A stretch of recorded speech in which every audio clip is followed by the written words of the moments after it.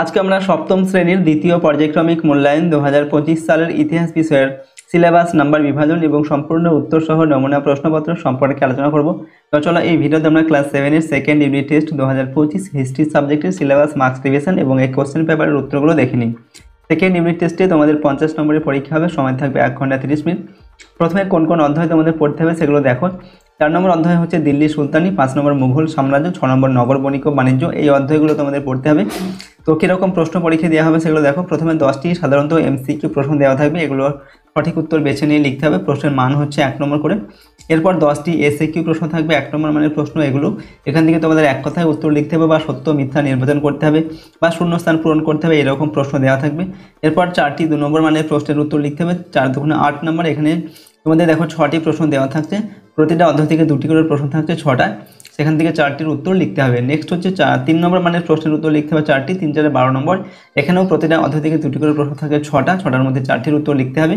এরপর 5 নম্বর মানের 2টি প্রশ্নের উত্তর লিখতে হবে, 5 গুণে 10 নম্বর। এখানে দেখো তোমাদের 3টি অথবা তার বেশি প্রশ্ন কিন্তু দেওয়া থাকতে পারে 5 নম্বর মানে, সেখান থেকে 2টির উত্তর করতে হবে। এবং ওকে, তো এইরকম প্যাটার্নে কিন্তু তোমাদের প্রশ্ন থাকবে। টোটাল 50 নম্বরের প্রশ্ন, সময় থাকবে 1 ঘন্টা 30 মিনিট।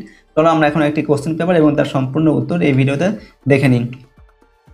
এখানে 1 নম্বর জায়গায় বলা হচ্ছে সঠিক উত্তরটি বেছে নিয়ে লেখো। 10টি প্রশ্নের উত্তর লিখতে হবে, প্রশ্নের মান 1 নম্বর করে, 1 10 সমান 10।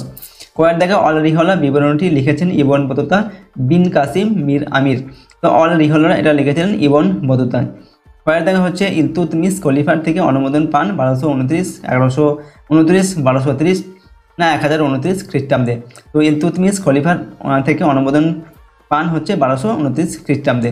গয়ের দেখা হচ্ছে সুলতান শব্দটির অর্থ অভিনয়, কর্তৃত্ব, শৃঙ্খলা, তরুণ তুর্কি। তো সুলতান এই শব্দের অর্থ হচ্ছে কর্তৃত্ব।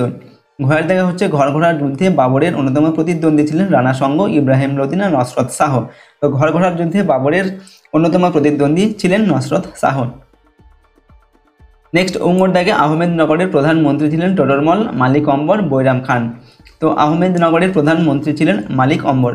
চয়ের দেখা হচ্ছে খলজি বিপ্লব ঘটেছিল 1240 খ্রিস্টাব্দে, 1280 খ্রিস্টাব্দে, 1290 খ্রিস্টাব্দে, 1296 খ্রিস্টাব্দে। তো খলজি বিপ্লব ঘটেছিল 1290 খ্রিস্টাব্দে। ছয়ের দেখা হচ্ছে কিতাব আল রিহলা এর রচয়িতা মিনহাস ই সিরাজ, মোহাম্মদ বিন তুগলক, ইবন বতুতা বদাউনি। তো এখানে উত্তর হবে আমাদের ইবন বতুতা। বণিকজ দেখা হচ্ছে পানিপথের প্রথম যুদ্ধ হয়েছিল 1451 খ্রিস্টাব্দে, 1516 খ্রিস্টাব্দে, 1526 খ্রিস্টাব্দে, 1626 খ্রিস্টাব্দে। তো পানিপথের প্রথম যুদ্ধ হয়েছিল 1526 খ্রিস্টাব্দে। জয়ের দাগে জাহাঙ্গীরের আমলে কোন শিখ গুরুকে প্রাণদণ্ড দেওয়া হয়? জয়সিংহ, অর্জুন, হিমু না কোনোটি নয়। তো জাহাঙ্গীরের আমলে কোন শিখ গুরুকে প্রাণদণ্ড দেওয়া হয়? এখানে উত্তর লিখবে অর্জুন। এরপর দেখো ইঙ্গর দেখা হচ্ছে দিল্লি শহর গড়ে ওঠার ভিত্তি ছিল গঙ্গা নদী, যমুনা নদী, ব্রহ্মপুত্র নদ না সিন্ধু নদ। তো দিল্লি শহর গড়ে ওঠার ভিত্তি ছিল যমুনা নদী। তো দেখো এই সমস্ত প্রশ্নের উত্তর যদি পিডিএফ ফাইলগুলো তোমরা পেতে চাও তাহলে সহজ লেসন অ্যাপটি ইনস্টল করবে। অ্যাপের মধ্যে থেকে তোমরা কিন্তু এই সমস্ত প্রশ্নদের পিডিএফগুলো নিতে পারো। সেখানে পেড কোর্সের মধ্যে কিন্তু দেওয়া থাকবে এই পিডিএফ এবং ভিডিওগুলো, সেখানে সমস্ত সাবজেক্টের question answer, suggestion, model question paper, syllabus, marks revision এইসব কিছুর ভিডিও আর পিডিএফ থাকবে। পিডিএফগুলো তোমরা নিজেদের ফোনে ডাউনলোড করে নিতে পারবে। তো চলো আমরা পরবর্তী প্রশ্নগুলো দেখে নিই। দেখো 2 নম্বর থেকে বলা হচ্ছে 2-1 কথায় উত্তর দাও। এখানে 10টি প্রশ্নের উত্তর লিখতে হবে, প্রশ্নের মান 1 নম্বর করে, এখানে 10 সমান 10। পরের দেখা হচ্ছে খানোয়ার যুদ্ধ কত খ্রিস্টাব্দে হয়? তো এখানে উত্তর লিখবে খানোয়ার যুদ্ধ 1527 খ্রিস্টাব্দে হয়। ঠিক আছে। এরপর ক্ষয়ের দেখা প্রশ্ন বাদশাহ শব্দটি কোন দেশীয় শব্দ? এখানে উত্তর হচ্ছে বাদশাহ শব্দটি ফরাসি শব্দ।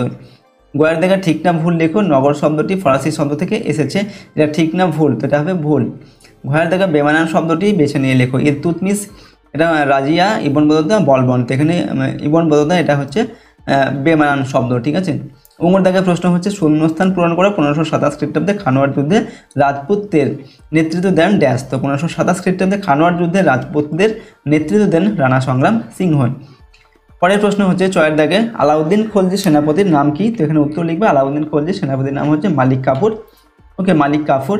ছয়ের দেখা হচ্ছে ভাস্কো দা গামা কে ছিলেন? তো ভাস্কো দা গামা ছিলেন একজন পর্তুগিজ নাবিক যিনি ভারতে আসার জলপথ আবিষ্কার করেছিলেন। বর্গীয় জ দেখা হচ্ছে নিজাম উদ্দিন আউলিয়া কে ছিলেন? তো নিজাম উদ্দিন আউলিয়া ছিলেন ভারতে চিশতি সম্প্রদায়ের অন্যতম সাধক। ওকে। ঝয়ের দেখা হচ্ছে হলদিঘাটের যুদ্ধ কাদের মধ্যে হয়েছিল? তো 1576 সালে চিতোরের মহারানা প্রতাপের সঙ্গে সম্রাট আকবরের হলদিঘাটের যুদ্ধ হয়েছিল। এরপর ইঙ্গল দেখা হচ্ছে রুমি কৌশল কে ব্যবহার করেছিলেন। তো দেখো রুমি কৌশল বাবর আবিষ্কার করেছিলেন। ওকে, রুমি কৌশল বাবর আবিষ্কার করেছিলেন। এরপর 3 নম্বর দেখে নিচের প্রশ্নগুলোর উত্তর দাও, যে কোনো 4টির এখান থেকে উত্তর লিখতে হবে। প্রশ্নের মান হচ্ছে 2 নম্বর করে, 4 2 8 নম্বর দেওয়া আছে। কয়ের দেখে পাট্টা ও কবলিয়ত কি, তো এখানে উত্তর লিখবে। দেখো পাট্টা একটি অতি পুরনো ভূমি বন্দোবস্তের চুক্তিপত্র। শেরশাহ কবলিয়ত ও পাট্টার প্রচলন করেন। ওকে, পাট্টা ও কবলিয়তের ভিত্তিতে কৃষকরা জমির মালিকানা ও দখল প্রমাণের সুযোগ পায়। কৃষকগণ তাদের অধিকার ও দায়িত্ব বর্ণনা করে সরকারকে কবলিয়ত নামে দলিল সম্পাদন করে দিত, আর সরকার পক্ষ থেকে জমির উপর জনগণের সত্ত্ব স্বীকার করে নিয়ে পাট্টা দেওয়া হতো। ঠিক আছে, অর্থাৎ সরকার যেটা দিত সেটাকে বলা হতো পাট্টা, আর জনগণ যেটা সরকারকে দিত সেটা হচ্ছে কবলিয়ত। পয়েন্ট দেখা হচ্ছে সিজদা ও পাইবাস কি। সিজদা ও পাইবাস ছিল দুটি পারসিক প্রথা। সিজদার অর্থ হলো সুলতানকে সাষ্টাঙ্গ প্রণাম করা, আর সুলতানের পদযুগল চুম্বন করাকে বলা হতো পাইবাস। এইগুলি ছিল সুলতানের সার্বভৌম ক্ষমতার প্রতীক। গোয়ের থেকে সুলতানি যুগে রাস্তার ধারে সরাইখানা নির্মাণ করা হতো কেন? তো সুলতানি আমলে ব্যবসা বাণিজ্য ও যোগাযোগ ব্যবস্থার প্রভূত উন্নতি ঘটেছিল। এ সময় রাস্তার ধারে পথিকদের সাহায্যের জন্য নির্মাণ করা হয়েছিল সরাইখানা। এগুলিতে পথিক ও বণিকরা বিশ্রাম নিত। ঘরের দেখা হচ্ছে মোগল আমলে মনসবদারদের কিভাবে বেতন দেওয়া হতো। তো মনসবদারদের বেতন দুভাবে দেওয়া হতো। 1 নম্বর, যেসব মনসবদার নগদ বেতন পেতেন তাদের মনসবদার-ই নগদি বলা হয়। ওকে, আর 2 নম্বর হচ্ছে যারা বেতনের পরিবর্তে জায়গির পেত তাদেরকে জায়গিরদার বলা হতো। পরের প্রশ্ন উমর দেখে খানোয়ার যুদ্ধ সম্পর্কে কি জানো? 1527 খ্রিস্টাব্দে মেবারের অধিপতি রানা সংগ্রাম সিংহ এবং গোয়ালিয়র, অম্বর, চান্দেরি, আজমের প্রভৃতি রাজ্যের রাজপুত রাজা ও লোদি বংশীয় সম্রাট ইব্রাহিম লোদির ভ্রাতা মাহমুদ লোদির মিলিত বাহিনীর সাথে বাবরের খানোয়ার যুদ্ধ হয়। যুদ্ধ শুরু হওয়ার আগে বাবর মুঘল যোদ্ধাদের জোটবদ্ধ করতে একে ধর্মের জন্য লড়াই এবং যোদ্ধারা হলো ধর্মযোদ্ধা বা গাজী বলে উৎসাহিত করেন। এই যুদ্ধে রাজপুত জাতির পরাজয়ের ফলে মুঘল শক্তির সম্প্রসারণ ঘটে এবং ভারতের রাজপুত আধিপত্যের আশা চিরতরে অবলুপ্ত হয়ে যায়। এরপরের প্রশ্ন হচ্ছে 4 নম্বর থেকে, যে কোনো 4টি প্রশ্নের উত্তর লিখতে হবে। এখান থেকেও প্রশ্নের মান 3 করে, 3 4 12 নম্বর। পরের দাগে দাক্ষিণাত্য ক্ষত কি। তো সপ্তদশ শতকে ঔরঙ্গজেবের সময় মারাঠাদের শক্তি অনেক বেড়ে গিয়েছিল। ঔরঙ্গজেব ভেবেছিলেন যে দক্ষিণী শক্তিগুলিকে জয় করতে পারলে অনেক বেশি রাজস্ব সেখান থেকে আদায় করা যাবে এবং মারাঠাদেরও দমন করা সহজ হবে, কিন্তু তিনি যা ভেবেছিলেন তা হয়নি। বহু বছরের রক্তক্ষয়ী যুদ্ধে মুঘলদের অনেক আর্থিক ক্ষতি হয় এবং মারাঠা নেতা শিবাজিকেও স্বাধীন রাজা বলে মেনে নিতে হয়। দাক্ষিণাত্য যুদ্ধে মুঘলদের এই ক্ষত আর সারেনি। 25 বছর ধরে যুদ্ধ করে শেষে দাক্ষিণাত্যে 1707 খ্রিস্টাব্দে ঔরঙ্গজেব মারা যান। এই ক্ষয়ক্ষতিকেই দাক্ষিণাত্য ক্ষত বলা হয়েছে। এরপর ক্ষয়ের দাগে টিকা লিখতে হবে মনসবদারি প্রথা সম্পর্কে। তো আকবরের শাসন ব্যবস্থায় একটি গুরুত্বপূর্ণ সংযোজন ছিল মনসবদারি ব্যবস্থায়। তার শাসন ব্যবস্থায় প্রশাসনিক পদগুলিকে মনসবদার বলা হতো, আর সেই পদাধিকারীদের বলা হতো মনসবদার। ওকে, প্রশাসনিক যে পদ সেগুলিকে বলা হতো মনসব, আর সেই পদাধিকারীদের বলা হতো মনসবদার। ওকে, এদের কাজ ছিল বাদশাহের জন্য সৈন্য প্রস্তুত রাখা, সৈন্যদের দেখাশোনা করা এবং যুদ্ধের সময় সৈন্য যোগান দেওয়া। পদ অনুসারে মনসবদারদের বিভিন্ন স্তর ছিল। সবচেয়ে উপরের স্তরে থাকতেন রাজ পরিবারের সদস্যরা। উচ্চ পদস্থ মনসবদারদের বলা হতো আমির। মনসবদারদের নিয়োগ করতেন বাদশাহ স্বয়ং এবং তাদের পদোন্নতিও তার উপরেই নির্ভর করত। মনসবদারি ব্যবস্থা বংশানুক্রমিক ছিল না। গোয়ের দাগে সুলতান ইলতুৎমিশের সামনে প্রধান 3টি সমস্যা কি ছিল? তো প্রথমত কিভাবে সাম্রাজ্যের মধ্যে বিদ্রোহী শক্তিকে দমন করা যাবে, এই একটা সমস্যা ছিল। দ্বিতীয়ত হচ্ছে কিভাবে মধ্য এশিয়ার এক দুর্ধর্ষ মঙ্গল শক্তিকে মোকাবিলা করা যাবে, এই একটা সমস্যা। তৃতীয়ত কিভাবে সুলতানিতে একটি রাজবংশ তৈরি করা যাবে যাতে ইলতুৎমিশের মৃত্যুর পর তার উত্তরাধিকারী সহজেই কোনো গোলমাল ছাড়া সিংহাসনে বসতে পারবে। এগুলি ছিল সুলতান ইলতুৎমিশের সামনে প্রধান সমস্যা। ঘয়ের দাগে টিকা লিখতে হবে 12 ভূঁইয়া সম্পর্কে। আকবরের পুত্র জাহাঙ্গীরের সময় বাংলার স্থানীয় জমিদার ও আফগানরা বারবার মুঘলদের বিরুদ্ধে বিদ্রোহ করেছিল। এই বিদ্রোহীরা একসঙ্গে 12 ভূঁইয়া নামে পরিচিত। এদের মধ্যে প্রতাপাদিত্য, চাঁদ রায়, কেদার রায়, ঈসা খান ছিলেন উল্লেখযোগ্য। জাহাঙ্গীর শেষ পর্যন্ত বিদ্রোহী 12 ভূঁইয়াদের নিজের নিয়ন্ত্রণে আনতে পেরেছিলেন। ওকে, এ হচ্ছে 12 ভূঁইয়া।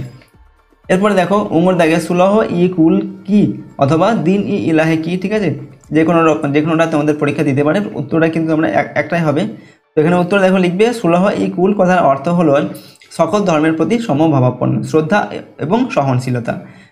বাস্তববাদী আকবর বুঝেছিলেন যে ভারতের মতো হিন্দু সংখ্যাগরিষ্ঠ দেশে মুসলিম ধর্মাবলম্বী মুঘলদের পক্ষে একক শক্তিতে সাম্রাজ্য পরিচালনা সম্ভব নয়। তাই উদার ধর্মনীতির মুখোশে আকবর সংখ্যাগুরু হিন্দুদের আনুগত্য লাভ করে মুঘল সাম্রাজ্যের ভিত্তি সুদৃঢ় করতে চেয়েছিলেন। কিন্তু আকবরের ধর্মনীতি নিছক রাজনৈতিক উদ্দেশ্য প্রণোদিত ছিল না।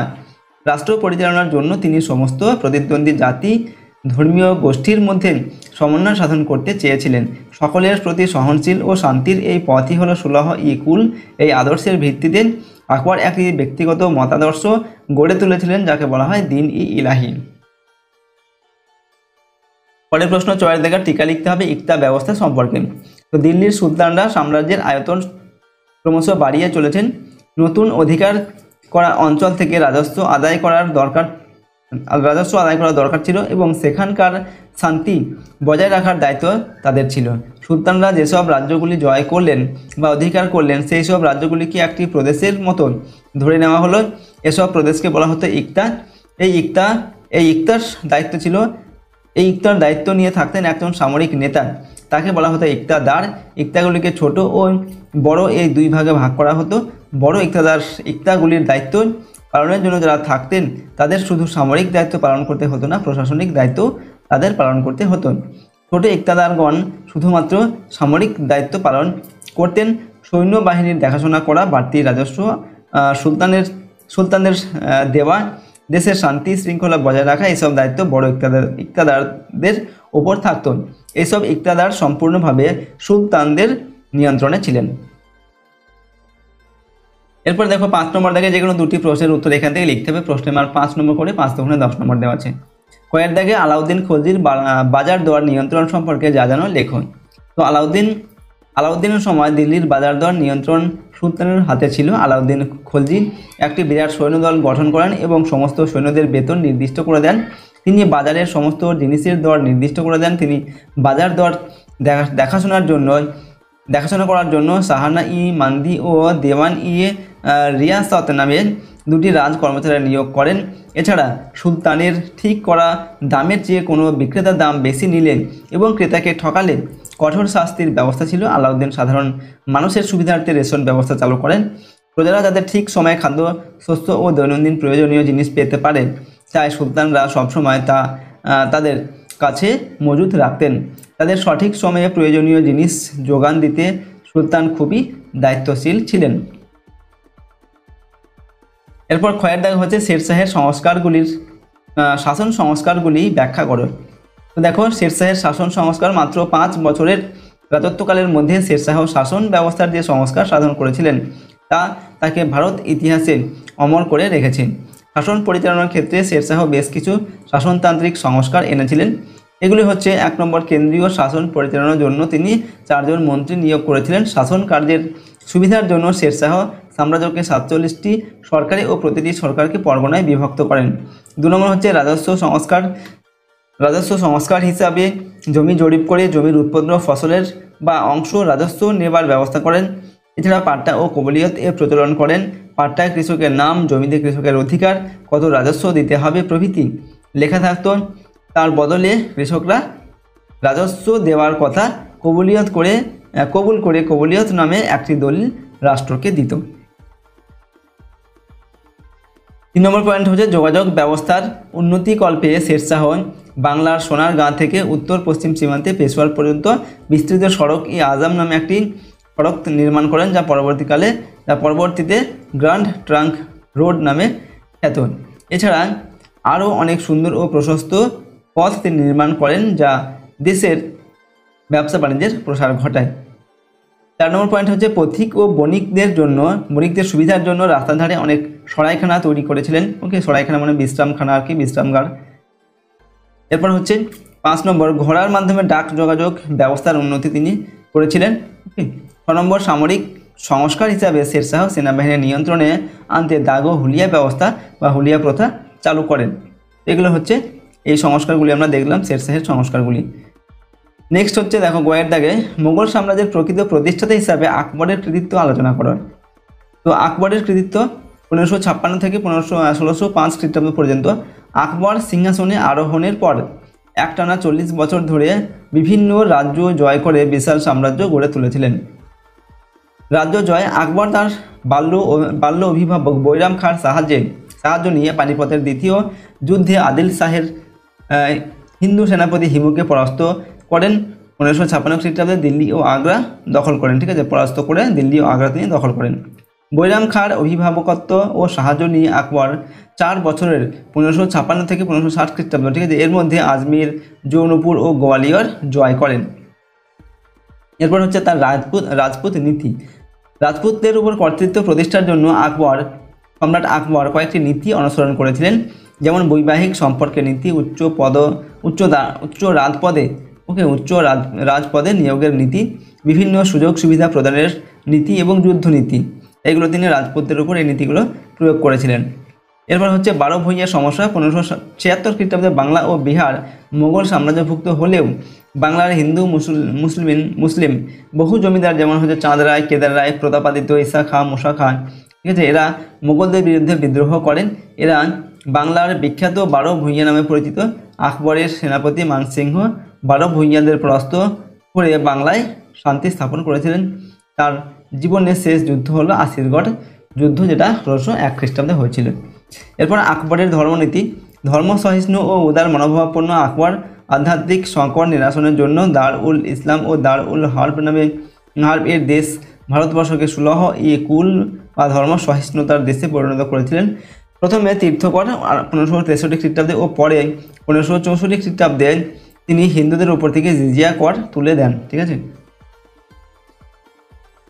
এরপর ঘয়ের দাগে হচ্ছে মধ্যযুগে ভারতে দেশের মধ্যেকার বাণিজ্যের ধরনগুলি কেমন ছিল তা লেখন। তো মধ্যযুগে ভারতে দেশের মধ্যেকার বাণিজ্যের ধরন দেখো। মধ্যযুগে ভারতে ব্যবসা বাণিজ্যের প্রসার ঘটেছিল।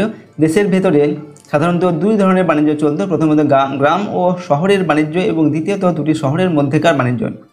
জনবহুল শহরগুলোর অধিবাসীদের প্রয়োজন মেটানোর জন্য গ্রাম থেকে শহরে যেসব পণ্য রপ্তানি করা হতো সেগুলো ছিল কম দামি জিনিস, কিন্তু অনেক বেশি পরিমাণে এইসব জিনিস গ্রাম থেকে শহরে আসতো। এদের মধ্যে ছিল নানা ধরনের খাদ্যশস্য, খাবার তেল, ঘি, আনাজ, ফল, লবণ ইত্যাদি। শহরের বাজারে এইসব পণ্য বিক্রি হতো। আলাউদ্দিন খলজির আমলে দিল্লিতে 4টি বড় বাজার ছিল। এইসব বাজারে খাদ্যদ্রব্য, ঘোড়া, কাপড় ইত্যাদি বিক্রি হতো। আবার এক শহর থেকে আরেক শহরে রপ্তানি হতো প্রধানত বেশি দামের শৌখিন জিনিসপত্র, যেগুলি ধনী অভিজাতদের মধ্যেই কারিগররা তৈরি করতো। অভিজাতদের জন্যই কারিগররা তৈরি করতো। সুলতানদের রাজধানী দিল্লি শহরে সাম্রাজ্যের নানা এলাকা থেকে দামি মদ, সূক্ষ্ম মসলিন বস্ত্র আমদানি করা হতো। তাছাড়া বাংলাদেশ, করমণ্ডল এবং গুজরাতের সুতি ও রেশমের কাপড়ের চাহিদা ছিল দেশের সর্বত্র। এই যুগে প্রথম চরকায় সুতো কেটে কাপড় বোনা শুরু হয়েছিল। সুলতানি যুগে নানা হস্তশিল্পের বাণিজ্যও হতো। এর মধ্যে ছিল চামড়া, কাঠ ও ধাতু দিয়ে তৈরি জিনিস, গালিচা ইত্যাদি। এই যুগে ভারতে প্রথম কাগজ তৈরি করা শুরু হয়। তো দেখো, আজকের এই ভিডিওতে আমরা তোমাদের ক্লাস 7-এর সেকেন্ড ইউনিট টেস্ট 2025 সালের ইতিহাস বিষয়ের আমরা সিলেবাস, নাম্বার বিভাজন এবং সম্পূর্ণ উত্তর সহ একটি প্রশ্নপত্র সম্পর্কে আলোচনা করলাম। প্রশ্নোত্তরগুলো অবশ্যই তোমরা কিন্তু খুব ভালোভাবে মুখস্থ করবে এবং প্র্যাকটিস করবে। আর যদি এই প্রশ্নোত্তরের PDF ফাইল পেতে চাও তাহলে সহজ লেসন অ্যাপটিকে ইনস্টল করবে। অ্যাপের লিঙ্ক ডেসক্রিপশন বক্সে দেওয়া আছে, সেখান থেকে তোমরা অ্যাপটিকে ডাউনলোড করবে এবং পেড কোর্সের মধ্যে তোমরা এই সমস্ত ভিডিও আর PDF গুলো পাবে। সমস্ত সাবজেক্টের question answer, suggestion, model question paper, syllabus, marks division এর ভিডিও আর PDF দেওয়া থাকবে। PDF গুলো তোমরা কিন্তু নিজেদের ফোনে ডাউনলোড করে নিতে পারবে। তো আর যদি তোমরা আমাদের এই চ্যানেলে নতুন হয়ে থাকো অবশ্যই চ্যানেলটিকে সাবস্ক্রাইব করবে। পাশের বেল আইকনে প্রেস করার পর অল অপশানটিকে সিলেক্ট করবে। ভিডিওটিতে লাইক করবে আর ভিডিওটিকে বন্ধু বান্ধবের সঙ্গে শেয়ার করবে। কমেন্ট বক্সে অবশ্যই তোমাদের মতামত লিখে জানাবে। তো চলো, আজকে আমরা ভিডিওটিকে এখানে শেষ করছি। সম্পূর্ণ ভিডিওটি দেখার জন্য অসংখ্য ধন্যবাদ।